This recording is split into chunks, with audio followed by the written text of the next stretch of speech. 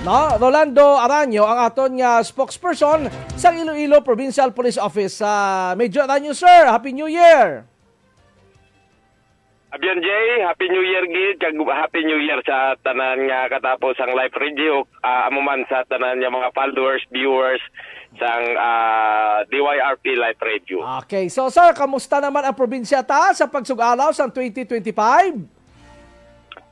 Abiyan Jay, nagapabilin nga generally peaceful ang aton sining kabugusan nga probinsya sang Iloilo sa pagsugalaw naton sa bagong tuig. Although nga may mga pipila kita diri ka mga minor incident nga nagkalatabo, no, dalaman sang makahulubog nga ilimnon, ang iban diri nagresulta sa disgrasya sa dalanon, ang iban tungod nga medyo naghinubog na may ara sang wala pag-insindihan ay kag nagresulta sa pagginamo, although ati ang mga ini mga minor incident, so mga minor incident, so wala man siya maka-apekto gid sa pangkabilugan naton sini nga peace and order situation. Aha. Sir, ang na-notice naton recently bala nga kada mo damo gi aksidente sa motor, no, aksidente sa dalan involving motorcycle. Bala damo gi patay mo hanin sang bulan sa December hasta nagpangot ang bagong tuig. Damo na gi nakaladula sa kalendaryo naging agaw sa 2024 bangod sa aksidente sa motor. Iba din damo na nakainom. Patodyo din na, no, actually sang 31 sang kang adlaw, no, kaghapon kadamo gid ka mga aksidente naton nga nangin gintunaan sa pagkadula sang mga kabuhi sa mga na-involved naton nga mga kautoran sa aksidente. So amo gid ini bila ang aton gid nga ginaapilar sa aton nga mga pumuloy, especially mga motorista naton, ang mga driver naton nga dapat mangin responsabli sa pagmaniyo sang salakyan, especially ang motor kay kalabanan gid nakita naton ang motor gid ang madamo nga casualty. Yes, oo.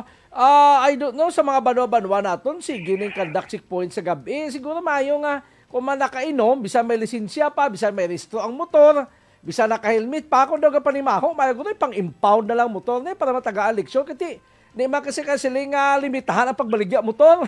Kaya motor, why man actually sala. Ang drive ang problema. That is correct, no? Actually, amo gid din ang challenge sa aton. Kung ang sa side lang sang PNP siguro ang masunod pwede kita na kaso lang may mga ara kita bisa mga layi nga ginasunod nga hindi man naton bala dali madakop ning or impounding mga motorista naton nga ginadua-duahan naton yara si dalom sang impluwensya sa makahulubog nga ilimnon. But of course ang pinagidirikan is dapat ang aton nga mga driver, ang aton nga mga motorista dapat pataason gid ang ila sining awareness about the risk sang ila nga ginabuhat nga kung mangin pabaya sila, mangin reckless sila, so hindi malayo nga ang agom ni sa mga kautoran naton in the previous days, in the previous months or sang nagligad nga tuig nga ang ibandari ginpang dulaan sing kabuhi. So pariyo man ang matabo sila kung hindi sila mangin may nalungon kag mangin responsable sa ila sining mga undertaking, especially sa pagmaniyo sang ila sining nga salakyan. Oo, ang motorsiklo gid siya kay duwa lang ruida mabalance ka pati kada kung hubog ka na iban di man mag-ako nga hubog na kainom lang pamangkot kadamo imnon mo hasta ka ma-declare nga hubog, ikaw lang na ang resista sa lawas mo nakabalo kung hubog ka na kung hindi. Pero kung isa na hamot tabla siya nag-checkpoint kung gabi mga pulista sa punta to sa unhan damo sa nag-ilistambay kay hulaton anay matapos checkpoint kay amo naman pagpalakat sa ilang mga motor daw pirmi gid ay katabo daw kadlawan. That is correct, no? Kahit ang makita nato na nagapakita man ini reflect kung ano nga level ka disiplina ang may ara ang aton nga mga motorista, ang aton nga mga drivers. Kahit hindi man anda sila magdulog, before the checkpoint o sa unahan sa checkpoints na doon, kung nabalaan nila, may salig sila ko galingon nga proper ang ila sining mga dokumento dira nga ginadala kag dinaw nga di drive sila sa sa husto sining nga mga guidelines naton o procedures naton, meaning ka-follow sila sa aton sining kasuguan. But ang makita naton diri nga mga nagadulog maambalgit naton nga more or less may mga violation ini sila nga nabalaan man nila sila kaugalingon nga may ara dati siya why sila diretso sa nga mag-agi sa aton nga checkpoint kay they're afraid nga takpon sila, i-apprehend sila kag multahan sila.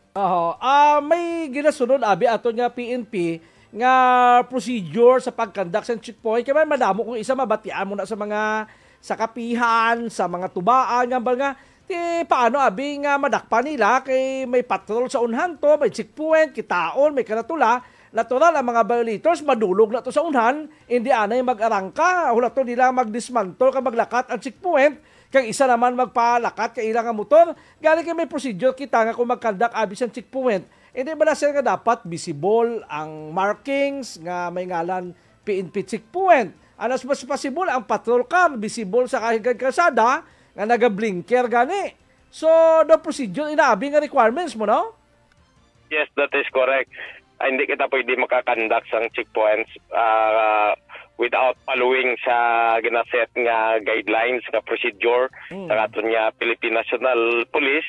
In line man, of course, sa pagsunod man sa aton nga mga kasuguan kay kung kulang dira or hindi husto, hindi proper ang aton nga pagkandak, then that is a clear violation naman sa part sang PNP. Macheck ko sir kung maghiwat yung IPPO sang one-time, big-time operation ng mga checkpoint sa gabi, sa mga nagabiyahe nga wala helmet, wala lisensya, wala resto.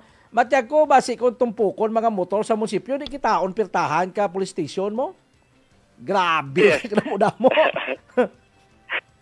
Ato din na, no, kung anong gid nato namin, no, kung makita lang naton ang tanan-tanan, like kung naga-travel kita, bao kadamo gid ka makita naton nga mga wala pagsunod sa husto sini nga procedure or manner sa pagmaniyosang salakyan o kun motor. Bate amo gid ng challenge, no. Although nga aside sa mga checkpoints nato nagtuliti nagakandak kita ga mga flag down nga nga procedure, especially kung nakita naton ini nga may mga clear violation. Bate considering of the limited number man sa police kay very wide ang aton sini nga nga sakop ang aton sini nga scope sang trabaho. So hindi kit malikawang ko sa kadamo gyapon ka makalusot.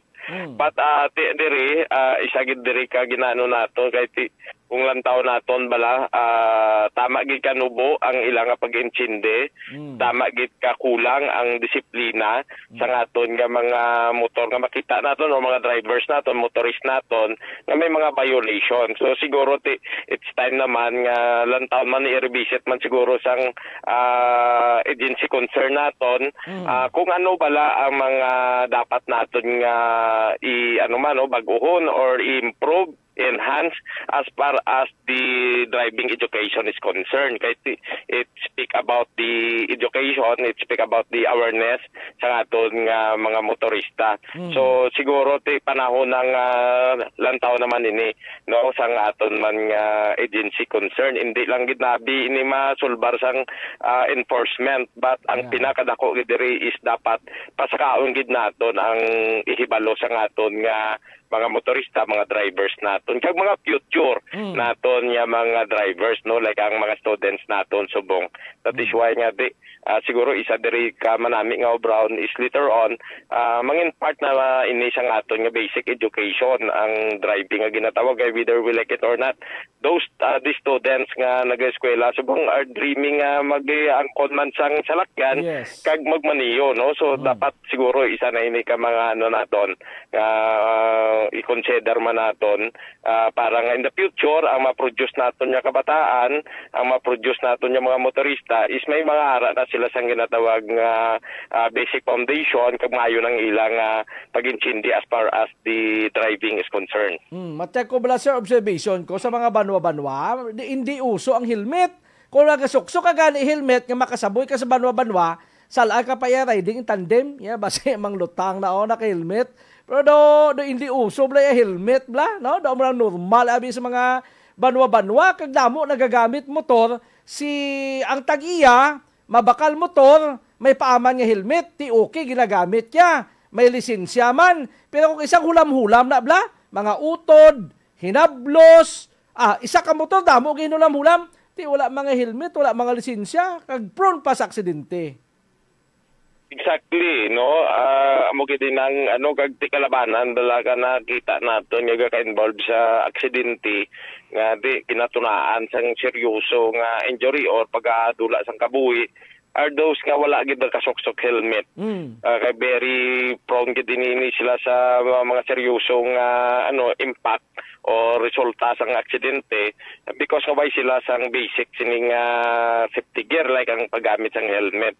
So again balik kita sa bala sa aton nga mga motorista nga dapat mga responsible, dapat ang safety mas start ini sa individual especially sa taong siyang naga-drive, siyang nagamaniw, siyang nagasakay.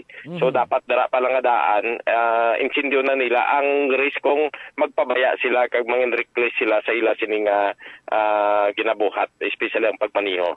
Kag ang kuan sir, ang sales sa motor, no, gabakal bla motor. Kita mo na kadto ka sa mga call center nga mga opisina, sus daw nagabaras lang ang motor. Kay kalabanan sa mga call center agent, mas prefer nila mag-service motor kay kung ang duty mo gabi or kaagahon, way ka tsakyan, so way ka mahimo, baka kagidya motor. So basta i-comply lang tani ang mga basic procedures, no, ang safety nga gina-require sa aton nga layi. Kaya kung compare naton ang kadamuon sa aksidente sa motor 10 years ago, kag subong daw pilaguro kapilo, no? Kung tan-awon ta sa presinto, sir. That is correct. Kahit lantaw nato nabi ang motor ang pinaka kumbaga do affordable bala nga means of transportation. Kahit ang mga four wheels medyo may kamahalan. Ang motor maka-down ka lang kung siya iban dyan zero down payment, maka-motor ka na, kabayaran mo lang ang monthly nga balayran.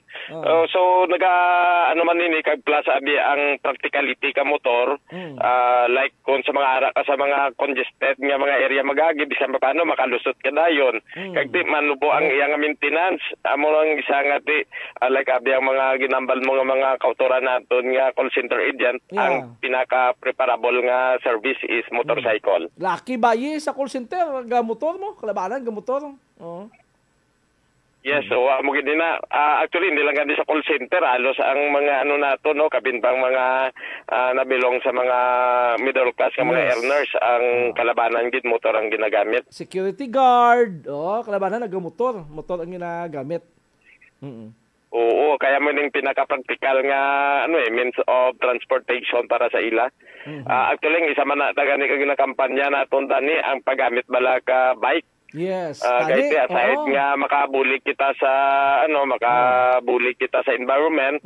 So ma-promote pa naton ang exercise. Health and wellness. Exercise. Exercise. But siguro ang isa man considering iban kung sa rush hour na nagahalin o medyo biti na sa chimpo, that is why nga motor Japon ang gina-prepare. Base ikon kulang lang push ng gobyerno to promote sa bisikleta. Kaya kung magkadto ka sa Europe, mga Belgium, Netherlands, Paris, kalabanan to nga bisikleta kung magkadto ka na kung aga sa mga park, sa mga plaza, puno-puno na sa bike, pero galibog ulo ko pagkapon, bisan pinakalibo ang bike, tultulaman nila kung di nila gingain, ila bike, sakya na bike papuli, manaong na sila sa train, alin mabike na napuli sa ilang lugar, mas prefer nila magbike, sa Europe pinaknamo bike. Yes, matodyo din na Abian J, no? Kaya dapat i-promote kidi naman sang aton man nga gobyerno para nga mapukaw man nato nagtuli ang awareness balaga mga kauturan nato nga mas maayo gali maggamit sang bike rather nga magamit kita or magsakay kita sa mga transport naton vehicles or mga salakyan or motorsiklo. Kaya aside from nga makabulig kita nga ma-proteksyonan nato ng aton sining environment, ma-promote pa nato na makabulig pa ini nga ma-maintain naton ang maayong kondisyon sa aton lawas. Okay, sige. Sir, Major Rolando Aranyo, sir, madamo nga salamat kag Happy New Year. Diyan jay madamo man nga salamat kag Happy New Year sa tanan-tanan. Good morning. Natababati kamo sa DYRP 1017 kHz sa Alay Broadcasting Center, JPG Broadcasting Network, kag ini ang Live Radio Iloilo.